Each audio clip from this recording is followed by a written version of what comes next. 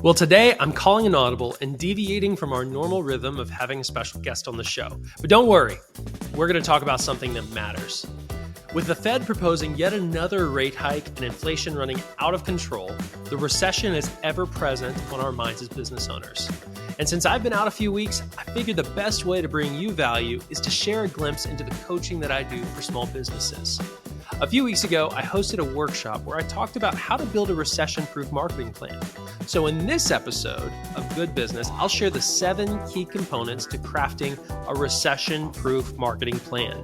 If you run a business or organization and have a desire to do more than simply put out fires and take the see what works approach to marketing, then this episode is for you. I'm your host, Clay Vaughn, and I'm best known as the CEO of Reverent, a full-service agency that focuses on helping you market your business and share your story. If you're tired of letting your cold, warm, and hot opportunities fall through the cracks, then I think you should take a listen to this quick message from our new sponsor, Rocket Fuel. When small businesses let their leads slip through the cracks, their top-line revenue suffers. Over the years, Rocket Fuel's all-in-one CRM software has helped thousands of small business owners organize and automate their communications so that nothing slips through the cracks and their top-line capacity can grow. So, schedule a demo today at www.rocketfuel.software. You can stop losing leads and instead close more sales with half the effort. Let's go ahead and dive in. So the disclaimer. You may think, okay, these are the industries I'm in. I'm fine, nothing to worry about. If you're in groceries, we all know that you're making a lot of money right now, so congratulations. Healthcare, you're going to do well, and that's one of the unfortunate side effects of a recession. But you're going to do well. Anything in kind of the beer, wine, liquor, candy, all that kind of stuff, people go to that because they look for that quick buzz, that quick fix. If you're talking about discount, children goods, essentially what we're talking about is people stop spending money on big things and they start spending money on little things. Financial advisors, IT, home improvement, and debt collection, all of those are industries that you can say, okay. We're gonna make it.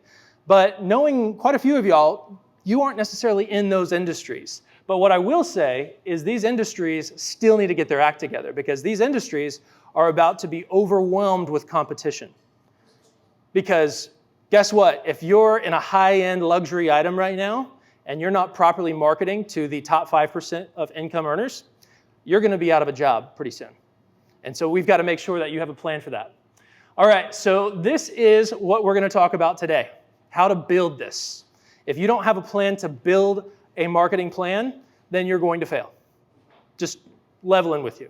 If you have no plan, then you have a plan to fail. So some 7 key takeaways. This is what I want you guys to walk away with today, and we're going to highlight in detail. So we're going to talk about mindset.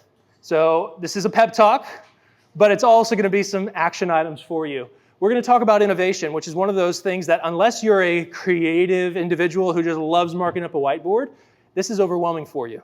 We're going to talk about how to take a very structured approach to innovating for your business. We're going to talk about your customer, your process, what the funnel should look like for that, and then how to network and market. And we're going to make sure that you are set up for success without spending an enormous amount of money on marketing. So let's start out with this. You need to get into a winner's mindset. So just kind of right now, tell yourself, I'm not afraid of this recession. Some people are freaking out right now. They're saying, you know what? Cancel my marketing contract, Clay. I'm not spending any money on anything. But the thing is, that's the worst thing you can do. But what I would just re-emphasize is no plan is still a plan to fail. And so if you do not know what you're going to be doing over the next 12 to 24 months in your business, that is no plan. So how do we overcome that? If you build it, wrong. No one will come. No one will come to your business just because you have an amazing website. No one will come to your business just because you have a beautiful storefront. You have to create pathways for people to find you. And the website is a very deep, dark, terrible place, and you need to make sure that you find a very clear path for someone to find you. So when we think about your business, whether your service thrives in a recession or not, you have to get into this winner's mindset, because winners only win if they're actually playing on the field. You have to hustle. Most business owners kind of sit back, hey, I got a great website. I love it when we get a new website launched. I actually just personally launched my new website, and you know what I did?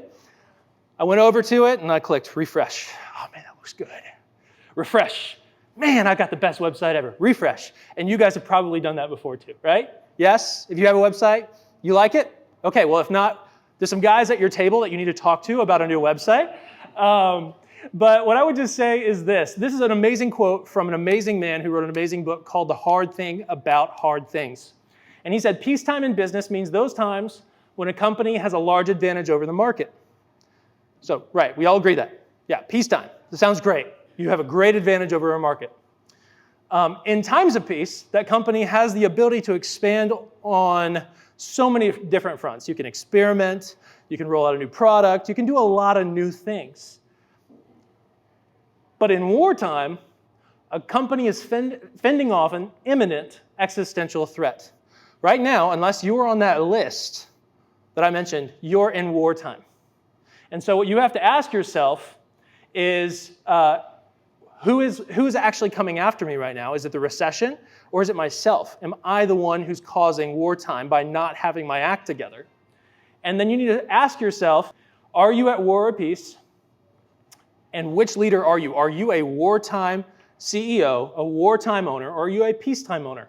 Are you skating by on the wins that you've had from the past decade, or are you fighting every single day to grow your business? If you don't wake up thinking, how can I grow my business? Well, you're not in a winner's mindset. You're in peacetime mentality, and you are a peacetime CEO. And unless you're on that list of disclaimers, you're not going to make it. So we've got to change that. And that's why you're here today. So congratulations. So when we're thinking about innovation, number 2, this is something that most people truly are afraid of. They're like, well, you know, I don't want to rock the boat. This has been working for so long. And, you know, if I mess it up, my business could go under. No, it won't. Trust me. So market changes actually trigger your consumer to engage with you differently. So if you haven't changed anything, if you haven't rocked the boat for a decade, well, then your consumer has already floated past you. Your consumer has already moved past where you were in the market, and you're just kind of coasting. That's not going to help you win, especially when your consumer goes through a massive change like they're going through right now. So, big ideas can be very expensive. Michael, my VP of Business Admin, he knows my big ideas can be very expensive. But it doesn't necessarily mean that they're bad. It doesn't necessarily mean that they aren't worth exploring, spending time. You may not need to spend money, but you need to spend time exploring the concept of innovation. There's a book that I highly recommend. I ran out of most of them. I've got about 3 copies left, so if y'all want one, feel free to grab one before you leave. Blue Ocean Strategy is a fantastic book that will teach you how to find a new area in the market that maybe has already floated past you. I'm going to show you how to do that real quick with this video. In 1984, Guy Laliberté co-founded Cirque du Soleil. Soon, Cirque was bringing in revenues that incumbents like Ringling Brothers had taken more than a century to attain, even though the circus business was in long-term decline. How did Cirque thrive in such a dismal environment? The answer can be found in the theory that the business universe consists of 2 kinds of markets, red oceans and blue oceans, a concept pioneered by INSEAD professors W. Chan Kim and René Beauborn. Red oceans represent existing industries and markets, where industry boundaries and the rules of competition are well defined. Companies strive to outperform rivals and grab a bigger share of existing demand. As the space gets crowded, fierce competition turns the water bloody. Competitive or market competing strategy is about how to occupy red oceans. By contrast, blue ocean or market creating strategy is about how to create and capture unknown markets where demand is created rather than fought over. In some cases, this spawns entirely new industries. But most blue oceans emerge when a company alters the boundaries of an existing industry, as when Cirque du Soleil blurred the line between circus and theatre. Cirque made the acts more artistic and sophisticated, attracting a whole new group of customers, adults who are prepared to pay premium ticket prices as they would for the theatre or the opera. Cirque also eliminated several elements of the traditional circus like costly animal acts and star performers. Cirque invented a new and profitable market space without making the typical trade-off between value and cost. Cirque pursued both differentiation and low cost in what Kim and Moborn call value innovation. The simultaneous pursuit of value and cost is the logic of blue ocean strategy. Based on their study of more than 30 industries, companies that can create blue oceans usually reap the benefits for 10 to 15 years because they are hard for rivals to copy. To realize blue ocean potential like Cirque did, companies should chart a strategic course past traditional industry boundaries to create new market space. All right, so you may think, well, that's a big company. I mean, Ringling Brothers and Cirque du Soleil, I mean, those are huge. Well, they weren't always that big. They weren't. And you may think, well, they're direct to consumer. I'm a business to business company. I mean, that doesn't apply to me. Well, let me prove you wrong real quick. So you want to obviously escape the bloody red ocean of competition. That would be the ideal scenario, right? Where you don't even have to worry about what your competitor's saying or doing. Now, this may not apply to all of you, but I'm still going to encourage you to go through this process with me, because you may actually start to see an area on your cost or on your buyer value that could easily be changed. And I'm going to show you how to do that in a second. So I want you to find uncontested market space, create the new demand, and redefine your market boundaries. This sounds really big and lofty, but I've got a tool, and y'all can take a screenshot of this if you'd like. Actually, not yet. Got ahead of myself. But I will share the slide deck with you if you email me afterwards. So some examples. I actually wrote an article for the Econo Times a few weeks ago talking about this exact process. But you see all these massive companies, right? They've all done really well, billion dollar companies. Marvel found a blue ocean by moving out of the children's comics and into adult comics. And then they found another blue ocean by converting that into film. And Disney took well advantage of that. We decided to explore a very different form of playing games. Airbnb, I love their story. They were in San Francisco and they're like, hey, San Francisco hotels are ridiculously expensive. So they started renting out a mattress on their floor. And then it just blew up from there. And then you have Airbnb today. And so all of these, you can see that they've all taken. Netflix went from essentially Blockbuster, you have to go to this rental store and you have to peruse, to mailing DVDs. And then they went streaming. So you have to think about this from your perspective. No one had ever done this before. No one had ever done any of what these guys were doing before. But they decided to take advantage of the blue ocean. And so if you want to just kind of think of it visually, value innovation happens when you decrease cost and increase buyer value. Wouldn't that be incredible? You could increase the value of the product you were selling, but decrease your cost. That's what we all want to do, right? But this tool right here is the beginning tool for that. And this is what I would recommend you guys take a picture of. You can find it online, Blue Ocean Strategy Canvas.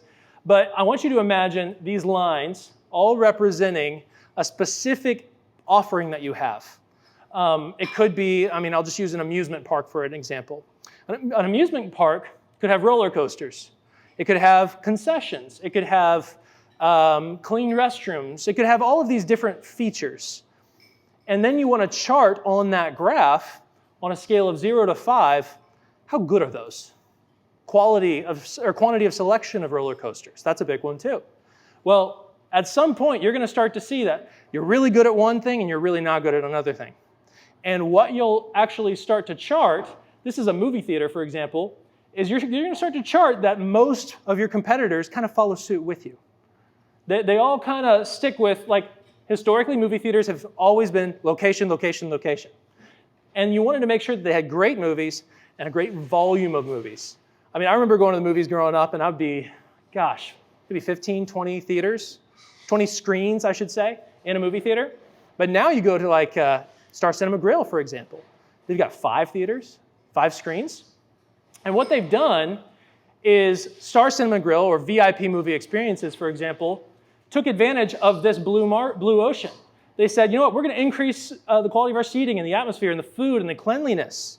And you know, we're going to decrease selection because people don't really care about the fact that you have 25,000 screens. They just care, do you have the movie I care about?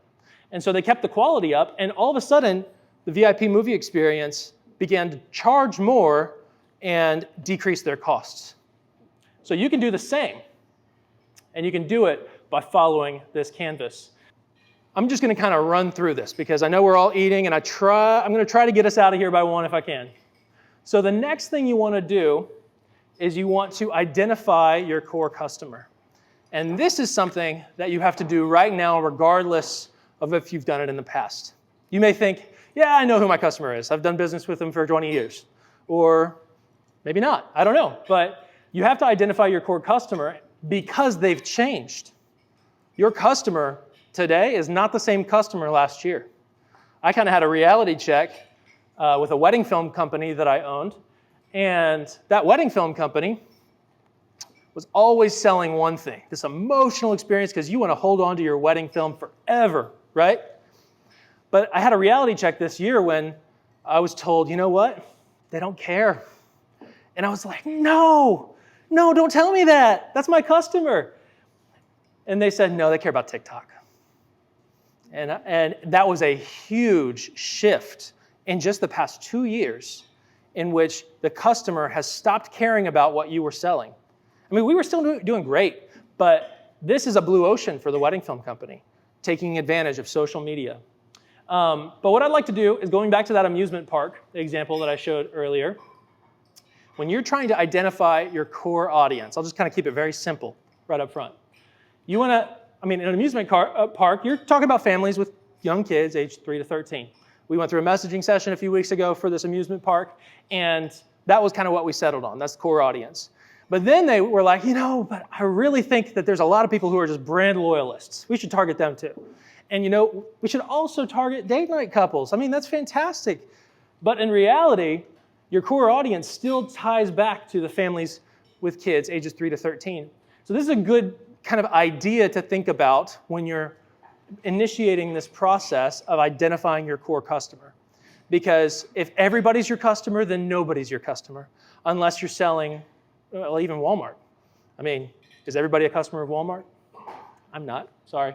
Not trying to offend anyone, but this is a good exercise to follow. And then you want to go into this process called story brand. And what you'll see in front of you guys, this book, it's actually how to implement story brand. So I'm going to walk you through that real quickly. But what I want to do is I want to just talk to you about the concept of story brand. Story brand initiates when you start out with this hypothesis. And I mentioned this earlier. Most brands do waste an enormous amount of money on marketing. You probably all have personally experienced that. I know I have. You've spent maybe $5,000 on an ad campaign.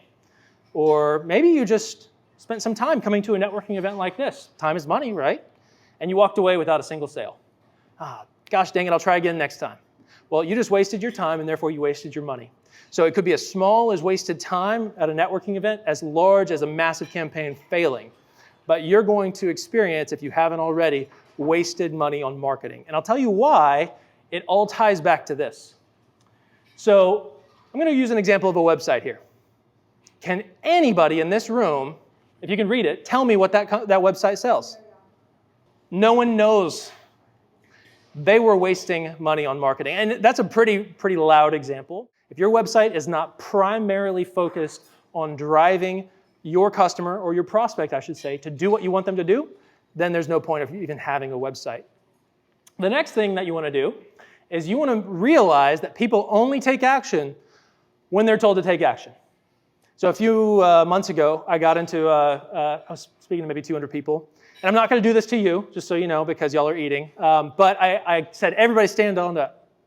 And everybody stood on up. They had just finished eating. So they were, oh, come on, don't make me stand up. And then I said, all right, turn around. Face the back wall. Everybody turned around, face the back wall. And I said, all right, you can all sit down now. That proves a point. You will always do what you're told, every single time. And your customer will too. Your website is a stage.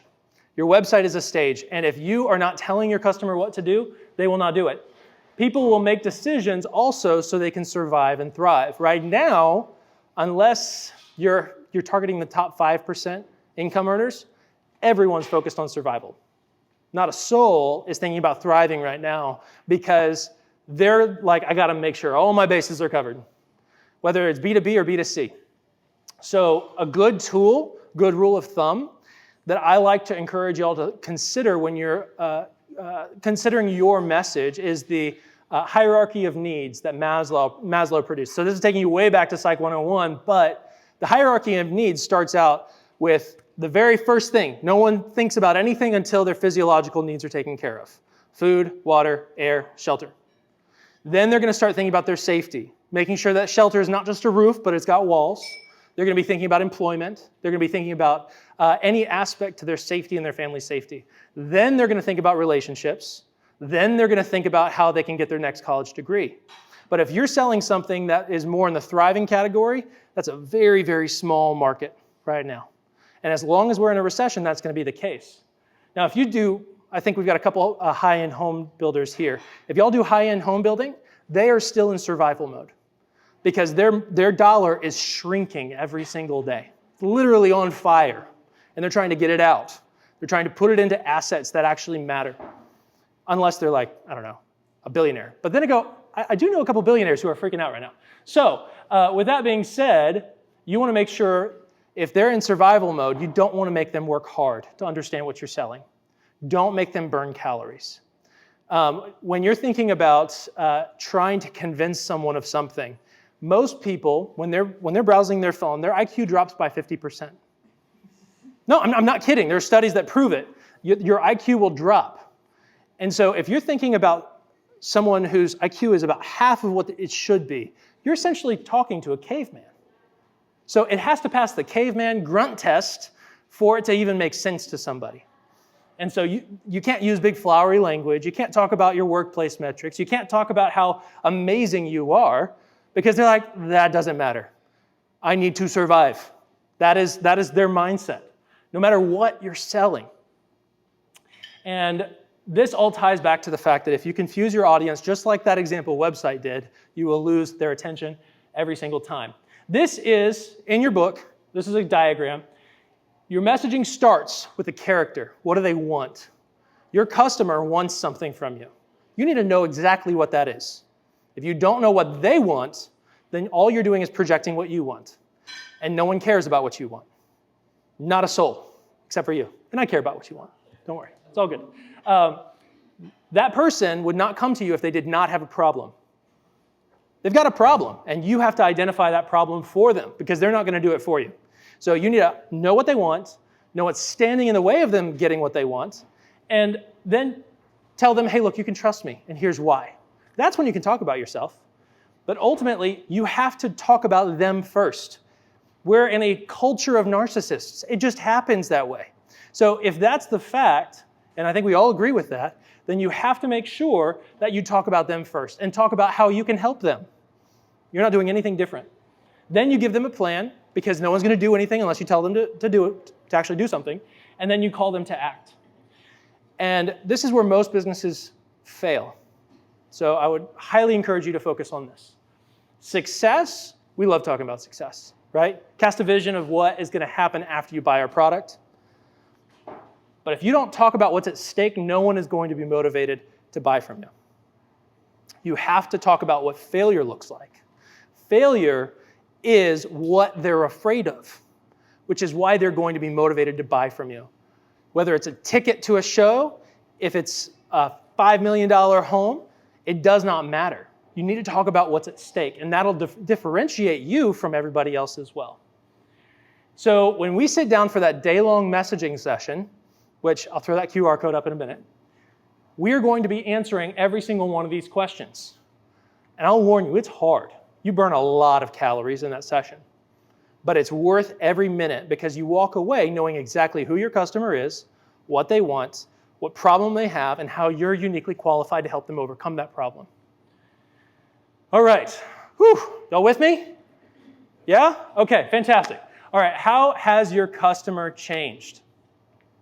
This is a separate conversation that I'm opening up today, that I've opened up over the past few weeks with my customers and clients, is how have they changed over the past year? How has their perspective on the world changed? As I mentioned, if you're high-end luxury, you've got to focus all of your attention on top 5%. Middle income, not your client anymore. Mercedes, not going to be selling to middle income people anymore. They can't afford the interest, and if they do buy it, they're in trouble. So you've got to focus heavy on the high income earners. Does your product increase in value because of the recession? So obviously we talked about some of those disclaimers, groceries, healthcare, all that kind of stuff. Does it increase? Clarify that message that we just talked about so that your customer can survive. And has their budget decreased for your product? This is what most business owners refuse to actually consider. No one wants to lower their prices. But going back to the blue ocean strategy, if you can decrease your cost and increase buyer value, well, you know what? We're at a season in time where you got to be very real with yourself. And if you sell something that is a kind of a commodity or kind of run-of-the-mill, it's hard to differentiate for your customer between each and every one. I mean, I'll just point it out. DJs, wedding DJs specifically right now, probably going to be more in that commodity market unless it's exclusively referrals. And the reason for that is because it's hard for people to understand your value. And so the best way to do that, look for that blue ocean. How can you differentiate yourself so that your customer sees your increased value crystal clear and you can also decrease cost? So one thing that I am encouraging everybody to do right now, if you don't have any form of CRM, a customer relationship management software, then you need to be surveying your customers. We recommend using a CRM called Rocket Fuel, but ultimately it doesn't matter what you're doing. Survey, survey, survey. Get a budget of, it doesn't matter how big you are. Get a budget of $2,000 and just say, this is my survey budget. And I'm going to give value to all of my customers, my prior customers, and say, please help me. I need to know what you care about now. Create a list of questions and say, hey, I'll send you a $5 or $10 Amazon digital gift card afterwards. But by doing that, you're going to understand in reality, not just assumption, but in reality, what your customer cares about now. All right, this is an example of a client that came to us back in 2020 on the verge of the pandemic, like on the other side of the verge of the pandemic. So it hit, and he's like, how am I going to survive? We did not build this website, just to clarify. But he said, you know what? I do great work. I don't know how I'm going to make it. I got 65 5-star reviews on Google, not a negative word, but I'm about to go out of business. How do I survive? This is my Hail Mary pass. And he was like, hey, do I need to put money in Facebook? I'm doing it already. Should I put more? It's like, no, please don't. Please don't do that. Because you have 1,000 people coming to your website a month and not a single person is reaching out. And so we said, you've got to do a couple things. I very rarely recommend this, but we had to update that logo. That logo, that was the wrong customer.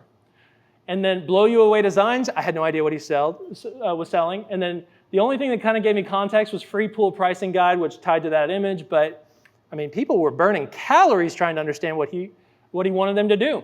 There were 17 calls to action. We said, you got to get it down to 2. This is what we did. And we updated his logo, gave him a very clean message. We showed an example of what people actually wanted. No one wanted that 50,000 square foot pool. They wanted a simple pool in their backyard. And he went from, I mean, James, do you remember exactly how much he had in his pipeline? It was over $1 million in his pipeline in a matter of like 2 weeks after we launched the site. And he's been sailing ever since. Did not spend any more money on Facebook ads, just to clarify. And he's been doing great ever since. So Marketing Made Simple actually talks to you about how you can execute on all of this yourself. So when you're thinking about your processes, this is what I actually dread, to be completely honest. I am a very, very difficult person for my team when it comes to processes. And it's because I'm just like all over the place. I love just experimenting, right? But in reality, what I'm doing is I'm breaking processes. I'm sorry, James. I'm sorry, Michael. But we need to make sure that you do more than just write it down. Writing down your process does a couple things. I've sold several businesses now. It increases the value of that business when it goes up for sale. If you have all of your processes written down and proven, your business, very, very valuable. And sometimes it'll give you an extra point on a multiple. So we're talking hundreds and hundreds and hundreds of thousands of dollars, sometimes millions. So write down your process and follow it. You've got to follow it. It is a living document, but you want to make sure that you're actually doing what you're saying you're going to do. How do we do that? This is just an example of what a sales process would look like from start to finish. So for us, for example, we start out with discovery. And then we go through the quotation phase, contract kickoff. Then the blue is the doing of the work. And then we circle back, and then we ask for referrals, we upsell, we do things like that as needed and with integrity. But the biggest thing is it's all written down, and then we expand on it. We make sure that it is crisp. Every single one of those bullet points represents an entire page on our actual document of processes. And it doesn't matter how small or big you are, because the best thing that happens to a business is they have process, and then they can hire someone and say, hey, read this. And then all of a sudden, you've just doubled your business or tripled your business just because you're not the one who's being tied up doing the training. So just as a note, when you're thinking about creating your process, this is an example of our website building process. When you're creating the process, you want to be crystal clear about every single step that it takes, because that's going to help you on the overarching side of your business ensure that you're delivering an amazing product. And right now, you have no room for error. If you mess up, if you get a bad review, it's a very, very red ocean right now. Unless you have this amazing blue ocean strategy that you're not telling me about, please stand up and tell the class. But I want to just tell you this, like, it is a red ocean, and you want to make sure you do not screw it up. So following a process will help you do that. All right, how are we doing on time? Great. You want to reinforce your funnel. And if you don't have a funnel, you need a funnel. And funnel is it's a cliche word in the marketing space, so I just want to kind of clear the air right now. When I'm talking funnel, I'm not talking about ClickFunnels with all this bad graphics and all this kind of stuff. I'm talking about a funnel for your customer. You want to make it so easy they can just slide right into business with you. I mean, that's the goal, right? So having a funnel starts with a clear message, and then you need to make sure you have a good website and a good email marketing platform to reinforce anything that you told them on the website. So the way this typically looks is this. So you have a clear message, and they find you through a networking event, y'all are going to be hustling, right? So they're going to find you. They're going to get on your website, and they're going to read your message. They're going to be engaged, and they're going to want to click on a call to action. But you know what? I don't have the money for it. I can't do it right now. Maybe next week. And most websites are set up for them just to leave and never come back. But you worked hard to get that person. That's a unique individual. And by the way, if you don't know how many people are coming to your website, please schedule a discovery call with me and my team. We can tell you. But you need to make sure that every single person knows how to do business with you. And if they don't have the money to do business with you right now, give them an out. Give them a way to give value. So the way that looks is, I've just got kind of a scrolling examples of some of the sites that we've built, but ideally it would be a lead generating ebook or PDF that someone can download. And all they're doing is giving you an email address in exchange for that ebook. And don't worry, you're not having to become an author today, but you simply just create a blog and turn it into a PDF, add value, and make sure that the headline is engaging. One of our PDFs, we actually printed off for you guys today as an example, and be sure to grab one on your way out as well. But it's the 5 ways to improve your website. I mean, that's pretty engaging, right? I mean, if I'm looking to build a website, I should probably know how to improve it. So when you're thinking about how to actually create this funnel, you want to make sure you also have a CRM that can engage that funnel. So Rocket Fuel is one that I mentioned. You can click on this QR code to schedule a demo with them, but I would just encourage you to have a CRM in place. That CRM automates all communication with your customer. Wouldn't that be nice, right? So you can have automated text messages going out. You can have automated emails. You can have automated voicemails implanted on people's phones. I mean, Lorette, I know you guys, y'all have an amazing bridal extravaganza.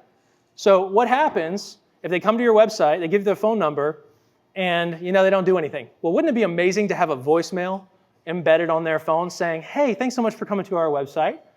We'd love to have you at our event. Whoa, man, they really care about me. You don't even know who this person is. But the simple fact is you're engaging with them so that they want to engage back with you. So doing things like that will really help you grow your business. Next, you want to actually hustle.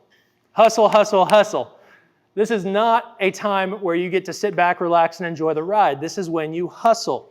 So what I recommend is you focus on networking first. That's going to be the most cost-effective if you're in business to business or if you're in business to consumer. Hustle and network. Be at events like this. You're doing the right thing.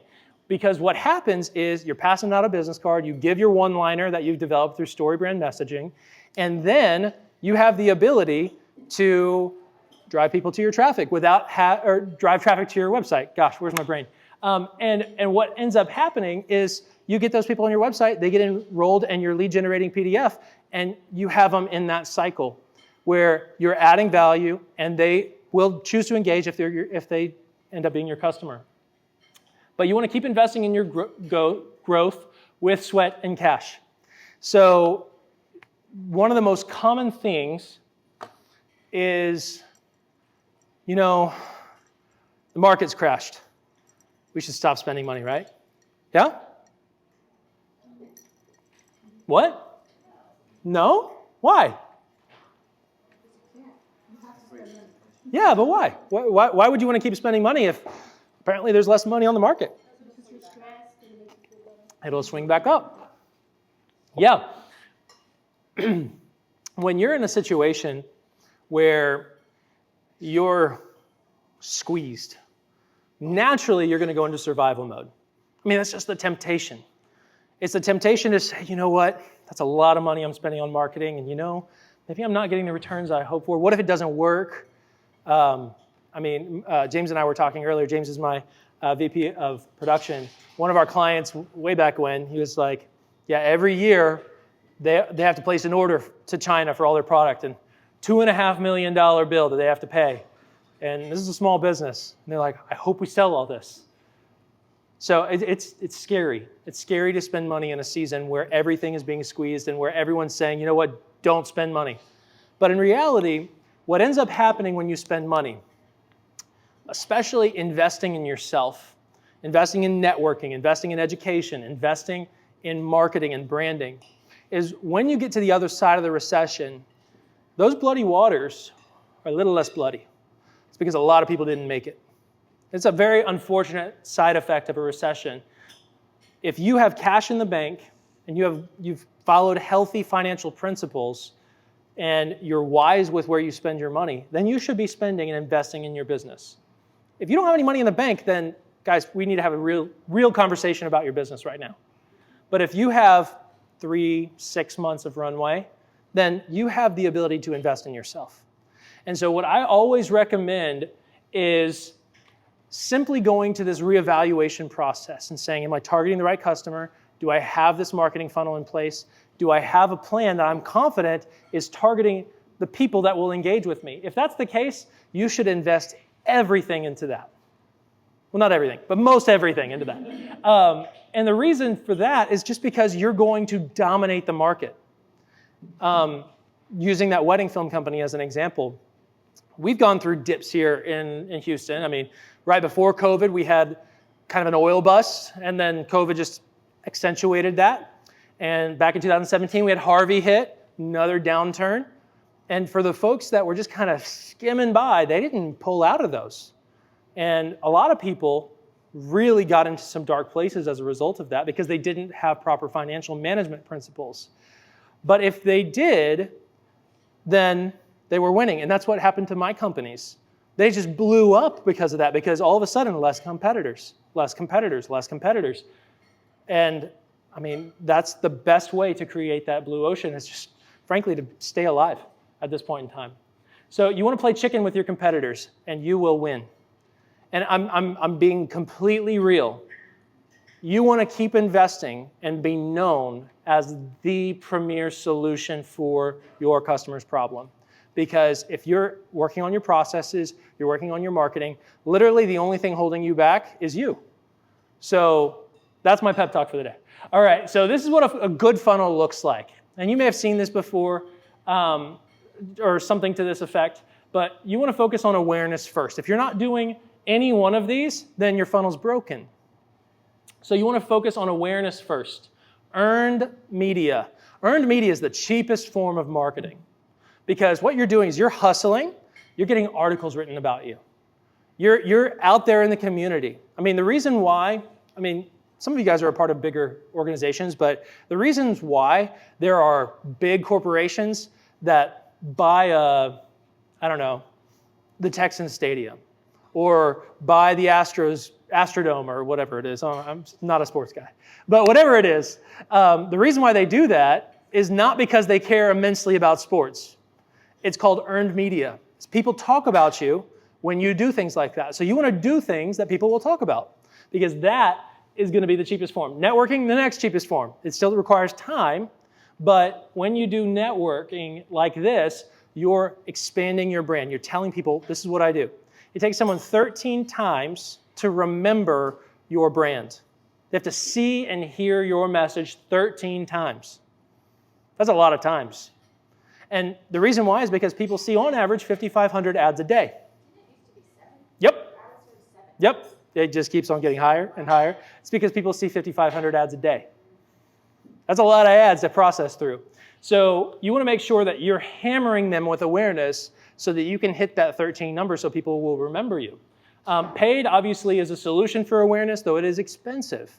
So we recommend going with earned and networking first and then complementing all of that with paid. Next, you want to make sure you have a fantastic website and a video that communicates your message. If you don't have both of those, then you're missing out on the trust aspect because there's so many scammers out there, so many spammers, and if you don't have a video that will communicate how trustworthy you are and why people should do business with you, then all you are is just another one of those spammer websites. You want to be an authentic brand. No matter what you are, you want to be an authentic brand. So when people hear about you, they want to discover you, and your website and video are the ways you do that. Next, you want to move into evaluation. You want to give them a chance to test you out without having to pay for your services.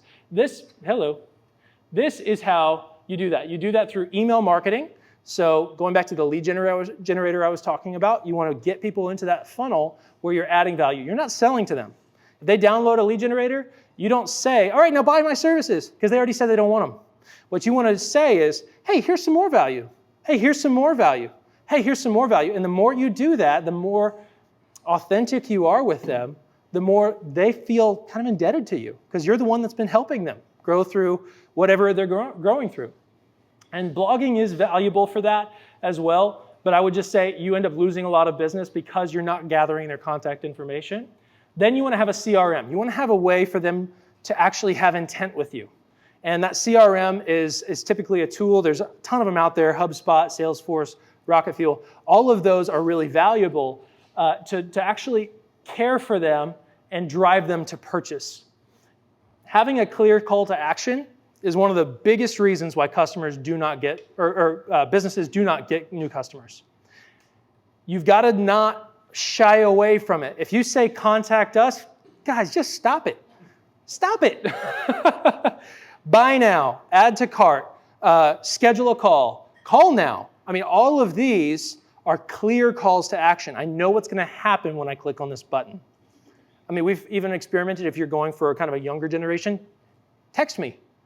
That works really, really, really well.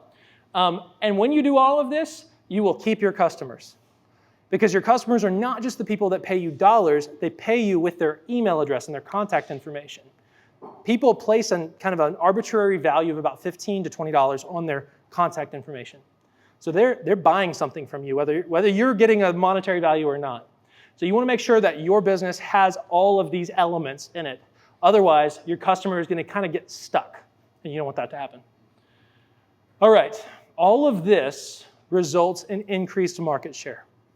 When you follow all of these principles, you will own the market because your competitors more than likely are not doing that. And even if they are, you're going to learn how to differentiate yourself by following the blue ocean strategy. So this is what you need to do. First, you need to spend some real time thinking about your business. My leadership team and I, we just got out of a 2-day retreat, essentially, where we were just talking about the business.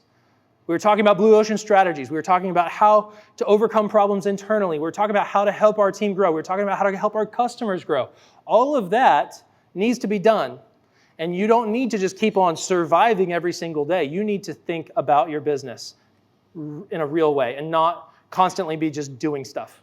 The next thing you need to do is you need to make sure that, well, let me just finish up step one. So from determining vision to looking for blue oceans and identifying your customer, all of that has to happen before you move to step two, which is where you're actually building everything.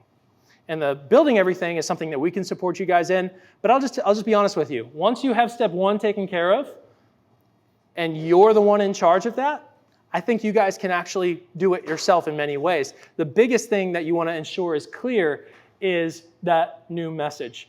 Step two is going to be about ensuring that your customer is not getting stuck anywhere. Step three is about actually hustling. So step one and two can happen relatively quickly. Step three has to happen every single day.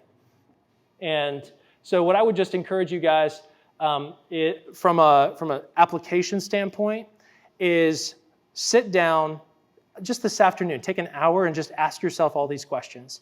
Do I have step one taken care of? If you don't have step one taken care of, then y'all really need to consider how to move forward from that. And I would just tell you, this is how you move forward for that. So today you can actually grab a free guide on the way out. It'll be emailed to you as well. But this is a reinforcement of everything that we've talked about and using real life examples. From a call to action for you guys today, what I would encourage y'all to do is to schedule a call with me. It is free. I will try to sell you something, but it's all going to be focused exclusively on ensuring y'all are growing. We have 4 core values as a company. Integrity, which we've defined for ourselves as regardless of the cost, we are united to be honest, to live morally, and to humbly serve others. So that's what you can expect on that call. We focus on entrepreneurship, being entrepreneurs for ourselves and for our clients. We focus on excellence, ensuring that we're owning the role that we're promising to hold for you guys. And lastly, communication. We urgently communicate with thoughtfulness and intent. So that's what I would encourage you guys to do today. I'm going to keep on scanning through here because we have a few things to get to before we end. This is all stuff that we do and ways that we can serve you. From most intents and purposes, we love to start out with your messaging. And that's because we can't really do much more without it. So from a guidance perspective, we're going to start out with discovery. Then we're going to move to plan and then execute. It's really simple. So let's actually talk about y'all's businesses right now. Can I get a show of hands? Just who here is in like the construction space? All right, so that's our construction table over there. Okay, fantastic. Who is in kind of more of a B2C environment outside of construction? B2C, B2C, B2C? Yeah? No? Okay, B2C? Yes? All right, what would you say your customer cares about? So when you're thinking about what they want, there's 2 aspects of the want, and this applies to everybody. You've got an aspiration, and you've got a tangible need. The aspiration needs to tie to how does your customer want themselves to be seen at the end of whatever it is that you're selling to them. What do they want to be seen as? How do they want to see themselves? It could be, I want to be seen as a really powerful person, or maybe I want to be respected by my neighbors or respected by the people I work with. I mean, that crosses over quite a bit. I mean, for the wedding industry, the reason why you have a big wedding, it's typically not for you. It's more for how you want people to see you. So you want to focus on that aspiration first. That'll kind of start to hone you in on what it is that they actually need to get that aspiration.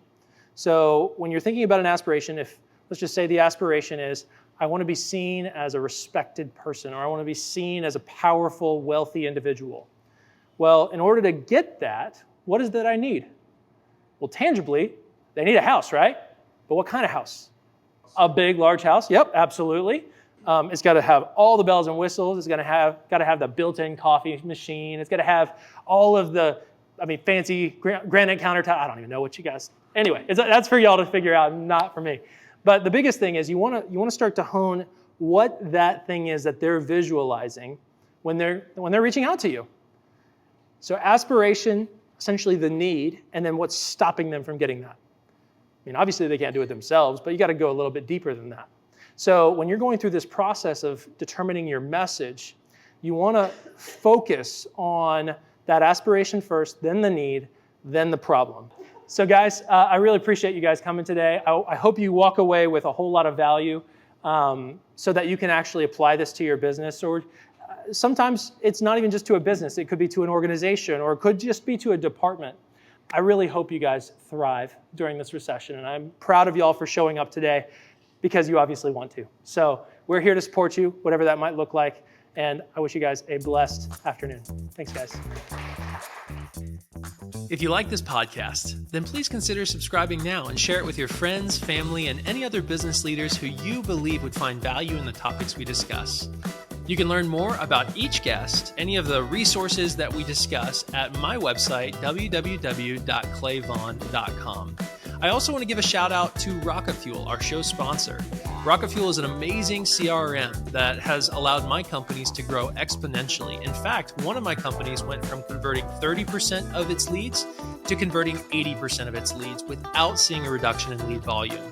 So I highly recommend you check out RocketFuel. And we'll see you next week on Good Business.